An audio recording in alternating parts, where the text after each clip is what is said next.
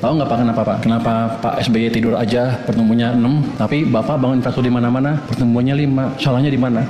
Tapi kan Pak, kalau menurutku itu, kenapa Pak SBY pertumbuhan ekonominya Bapak bilang tidur-tidur aja 6%, sedangkan Pak Jokowi itu 5%. Kalau menurutku Pak, wajar aja memang pertumbuhan ekonomi di Pak Jokowi itu turun.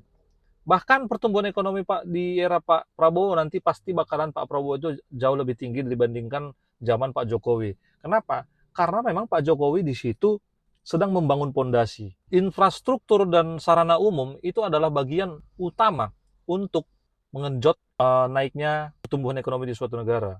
Karena apa? Mulai dari pengadaan barang, pemasokan barang, dan lain-lain, itu semua bergantung pada infrastruktur dan sarana publik. Jadi Pak Jokowi sedang membangun dan memperbaiki itu semua. Nah, kalau itu semua sudah ada dan sudah berjalan dengan baik, otomatis urusan perekonomian di Indonesia akan lancar. Selagi Pak Jokowi sedang membangun dan membuat pondasi, itu memang pasti bakalan pertumbuhan ekonomi juga lambat. Bayangkan aja kalau kita lagi bangun jalan, saat pembangunan jalan itu bisa nggak lalu lintas lancar? Pasti nggak bisa. Karena apa? Sedang ada pembangunan di situ, nggak bisa lancar. Nah, tapi kalau jalan itu sudah diperbaiki, setelah itu pasti lalu lintas lancar. Gitu loh, Pak.